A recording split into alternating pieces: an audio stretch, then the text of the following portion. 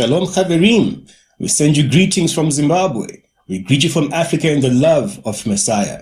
Thank you, Rabbi, for giving us this opportunity. Truly, it is a blessing. Also, a big thank you to the leaders of Higher Life Foundation and Global Intercessors. My name is Ishmael Siringwani from the Lemba community in Zimbabwe. This week, our study will be of Parashat Chayei Sara, which is Parasha number 5. Chayei Sara means the life of Sarah. Parashat Chayei Sara is from Genesis 23, verse 1 to Genesis 25, verse 18. Before we study truths from the Torah, I shall recite the blessing before studying Torah. Baruch atah Adonai, Eloheinu melech haolam, asher kidshanu b'mitzvotav, vetzivanu la'asoch b'divrei Torah. Blessed are you, Lord our God, King of the universe, who has sanctified us in his commandments and has given us the holy opportunity of engaging in words of Torah. Amen. Now, the first point to note about this parasha is it is called Chayei Sara, which means the life of Sarah. But this parasha actually tells us of Sarah's death, Sarah's burial, and the finding of a suitable wife for Isaac. So why would this parasha be called the life of Sarah? Well, our sages teach us that the tzaddikim, the righteous, are called living even after death, and the wicked are called dead even while still alive.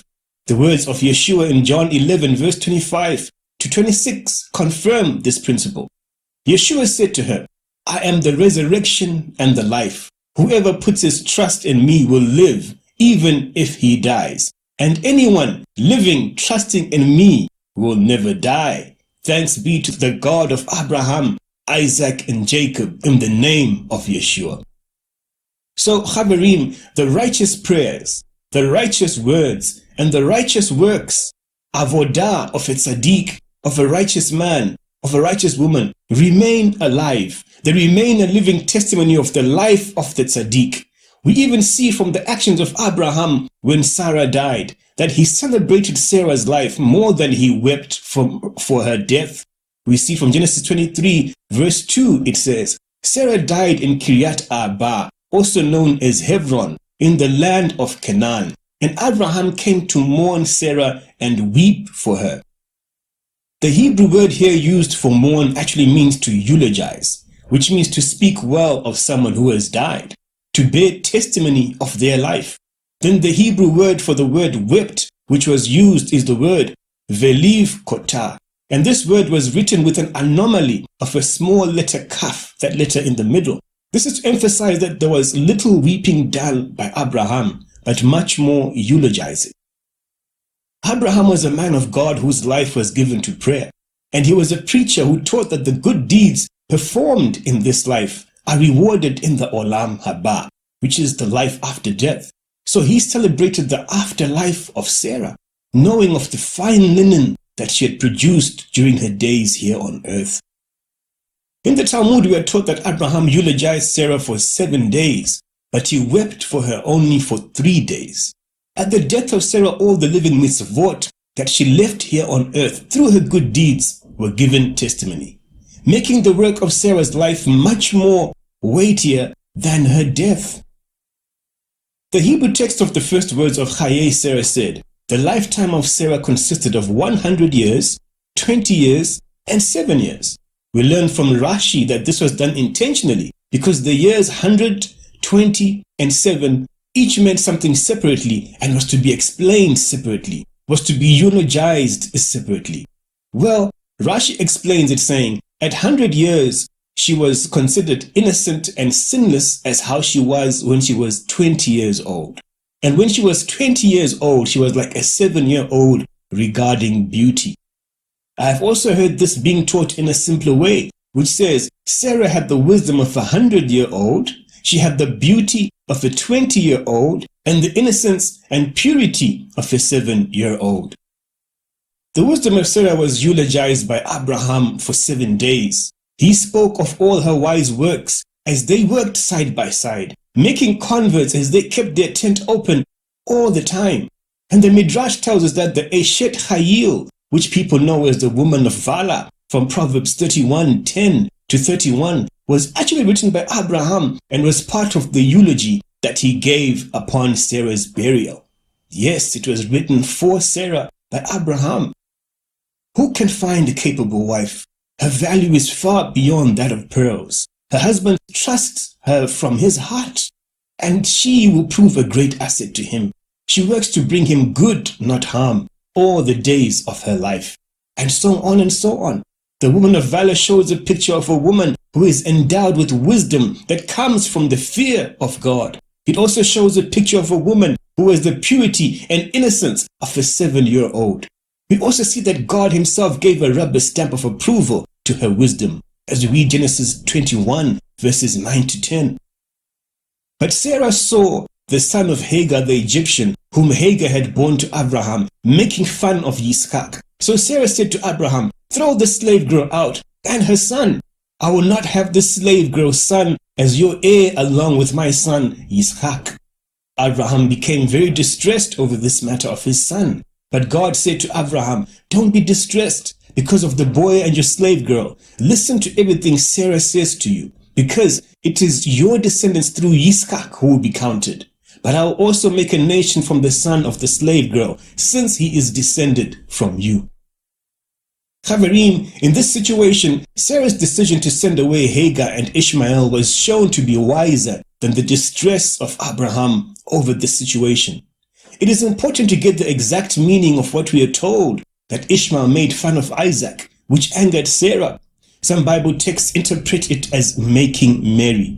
Well, it is important to note that this was the same word used, which was used to describe what the children of Israel did at the bottom of Mount Sinai when they grew weary of waiting for Moses, who was up Mount Sinai receiving the Torah, receiving instruction from God. They formed the golden calf from their jewelry, and they made merry, which was an unclean act of idolatry. Ishmael's mother Hagar had been originally from Egypt, the land of idolatry at that time. She had started teaching Ishmael some of these idolatrous practices, and Sarah caught Ishmael now starting to teach Isaac the same thing, which is what angered Sarah. This is why God supported Sarah in her decision to send away Hagar and Ishmael. So some interpret the way her age is told to mean that she had the beauty of a 20-year-old. And I don't find this difficult to believe at all. And I'll tell you why. When Abraham and Sarah went to Egypt as they escaped from the famine in Canaan, Abraham said the following from Genesis 12:11 to 16. When he came close to Egypt and was about to enter, he said to Sarai his wife, "Hear now, I know that you are a good-looking woman, so that when the Egyptians see you, they will say, 'This is his wife,' and kill me, but keep you alive. Please say that you are my sister, so that it will go well with me for your sake, and so that I will stay alive because of you." When Avram entered Egypt, the Egyptians did notice that the woman was very beautiful. Pharaoh's princes saw her and commended her to Pharaoh. So the woman was taken into Pharaoh's house. He treated Avram well for her sake, giving him sheep, cattle, male and female donkeys, male and female slaves, and camels. Chaverim, Sarah was probably the most beautiful woman Pharaoh's men had ever seen. They saw her and straight away they had to take her to Pharaoh. Now the interesting point here is that Sarah's beauty that caused Abraham to fear for his life would be common if they were admiring the beauty of a young woman. But Chaverim, check this out. Sarah was 65 years old at that time. Even King Abimelech wanted her for himself when he saw her. This proves the interpretation of our sages as correct, that Sarah had the beauty of a 20-year-old. Blessed be the name of Adonai for the life and blessings upon our matriarch, Sarah. The life of Sarah is significant to us as it teaches us life lessons. Last year we were taught by Rabbi Shapira that the full statement of the name of this parasha is Shnei Chayei Sara, which means the two lives of Sarah. The first life of Sarah was when she walked but not walking in her fullness. And the second life was when she walked in her fullness. We are taught by our sages that the first life of Sarah was before she went along with Abram to Egypt. This was when she was not yet walking in her fullness.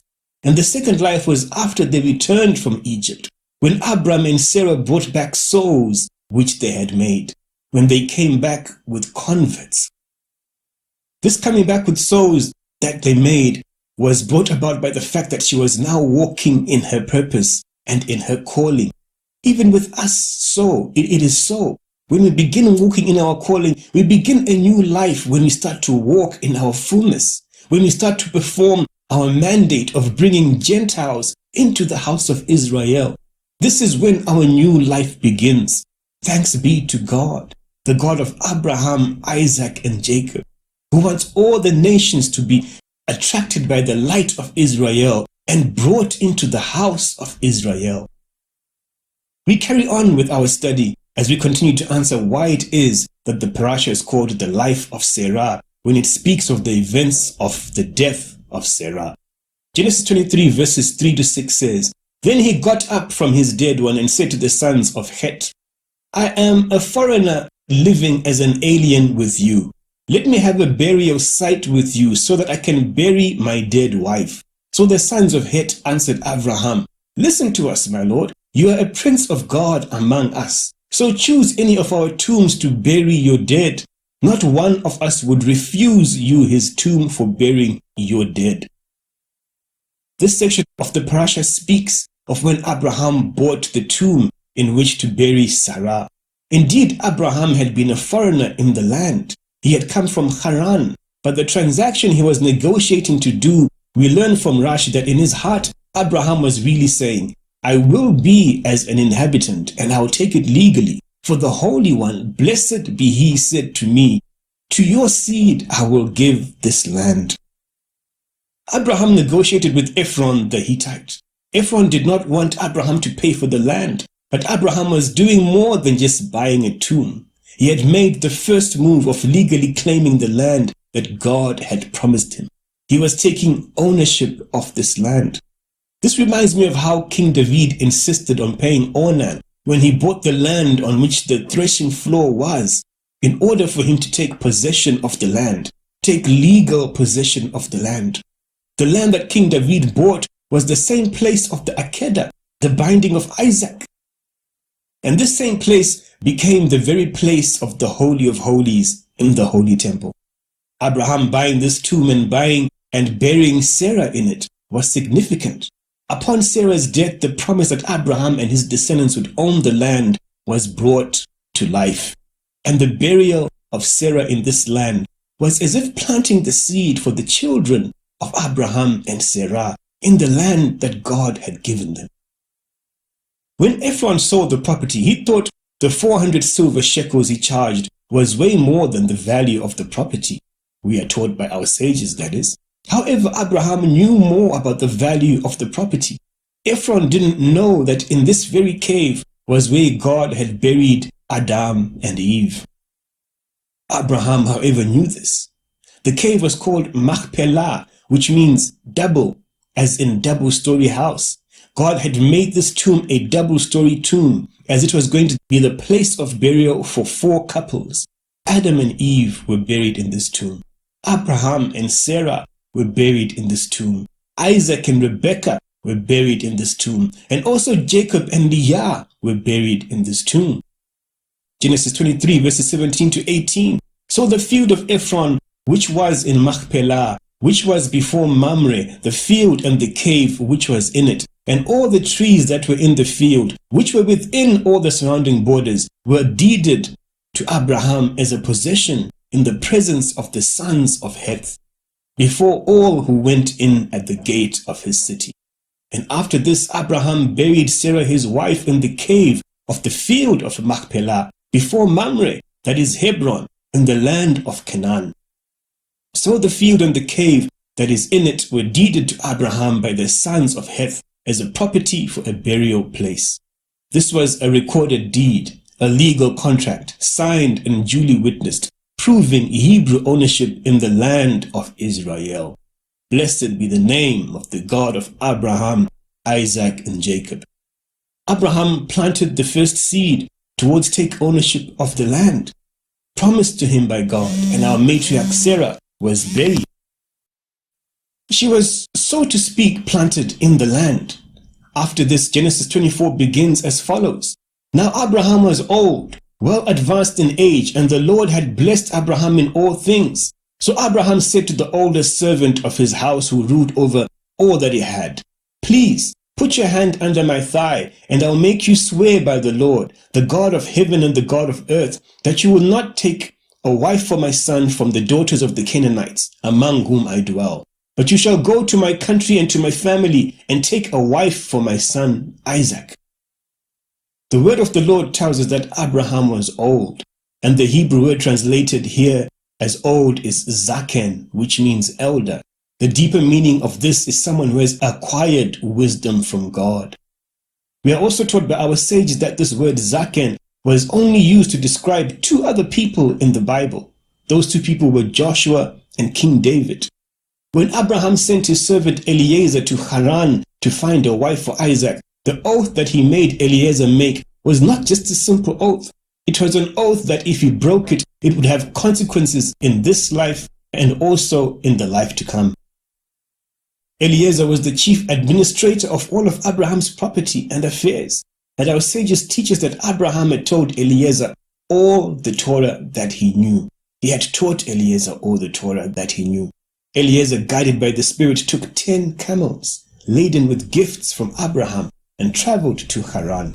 Genesis 24:11-21 reads, "And he made his camels kneel down outside the city by a well of water at evening time, the time when women go out to draw water. Then he said, 'O Lord God of my master Abraham, please give me success this day and show kindness to my master Abraham. Behold, here I stand by the well of water, and the daughters of men of the city are coming out to draw water. Now let it be that the young woman to whom I say, please let down your pitcher that I may drink, and she says, drink, and I'll also give your camels a drink. Let her be the one you have appointed for your servant Isaac. And by this I will know that you have shown kindness to my master.' And it happened before he had even finished speaking, that behold, Rebekah, who was born to Bethuel, son of Milcah, wife of Nahor, Abraham's brother, came out with a pitcher on her shoulder. Now the young woman was very beautiful to behold, a virgin, no man had known her, and she went down to the well, filled her pitcher, and came up, and the servant ran to meet her and said, 'Please let me drink a little water from your pitcher.' So she said, 'Drink, my lord.' Then she quickly let her pitcher down to her hand and gave him a drink. And when she had finished giving him a drink, she said, 'I will draw water also for your camels until they have finished drinking.' Then she quickly emptied her pitcher into the trough, ran back to the well to draw water, and drew for all his camels. And the man, wondering at her, remained silent so as to know whether the Lord had made his journey prosperous or not. We learn from our sages that Eliezer was looking for a lady with a heart of service, just like how Abraham and Sarah had, a heart that places importance on Gimilut Chasadim, acts of loving kindness. Now we see here that Rebekah passed the test with grace and with magnificence. But there is something else interesting here that proved her very worthy. Why was Eliezer wondering at her? Let me give you a clue. Chaberim, take a moment to just look up on Google.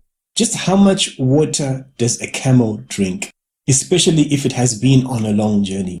Saints, a camel can drink 200 liters of water in 3 minutes. And Eliezer had brought with him 10 camels which were laden. Blessed be the name of God, the God of Abraham, Isaac, and Jacob. Abraham, who had secured a bride for his son, then died at 175 years of age. This is the sum of the years of Abraham's life which he lived, 175 years.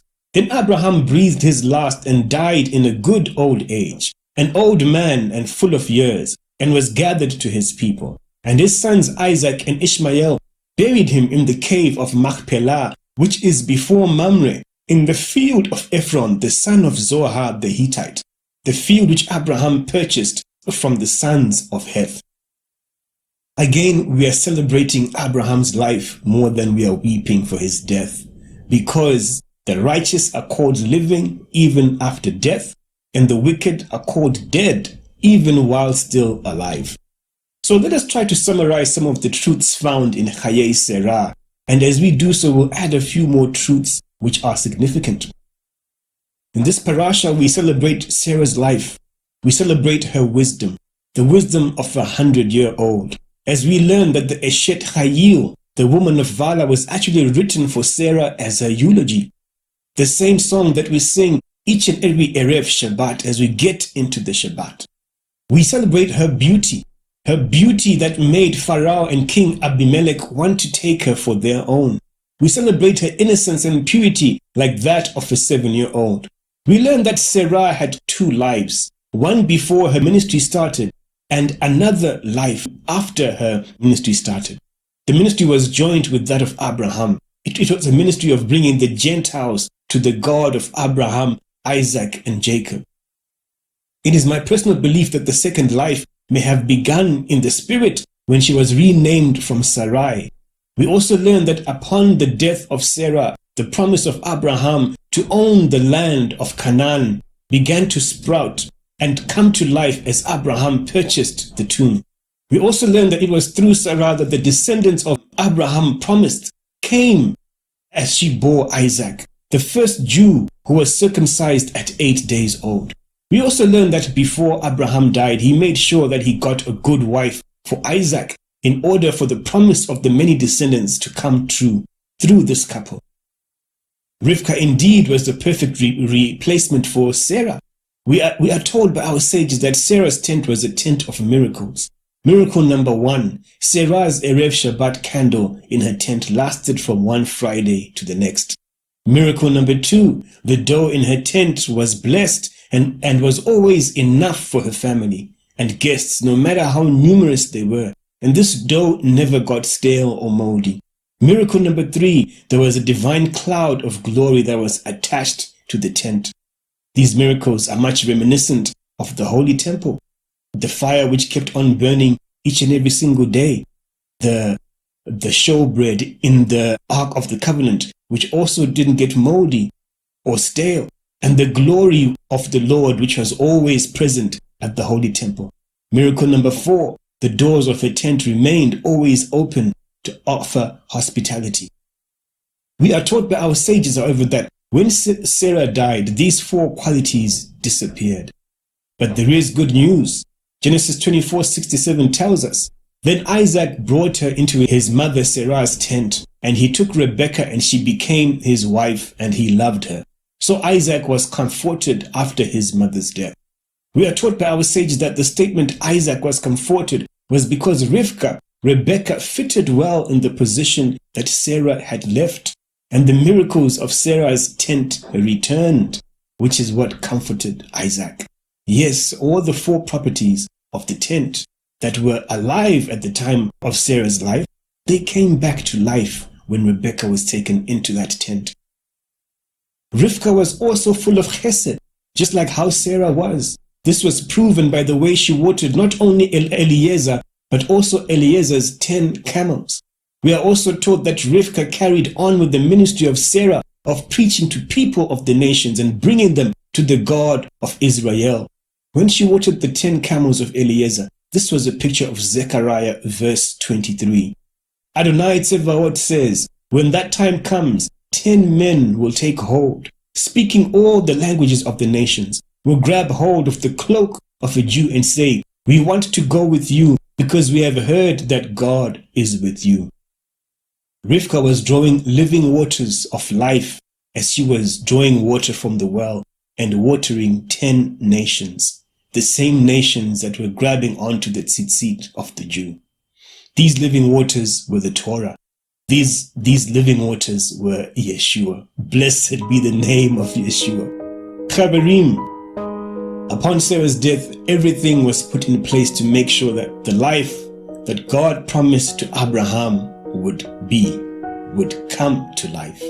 We want to close with the words of Isaiah 55, verses 8 to 11, which say, for my thoughts are not your thoughts, and your ways are not my ways, says Adonai. As high as the sky is above the earth, are my ways higher than your ways, and my thoughts higher than your thoughts. For just as rain and snow fall from the sky, and do not return there, but water the earth, causing it to bud and produce, giving seed to the sower and bread to the eater. So is my word that goes out from my mouth. It will not return to me unfulfilled, but it will accomplish what I intend and cause to succeed what I sent it to do.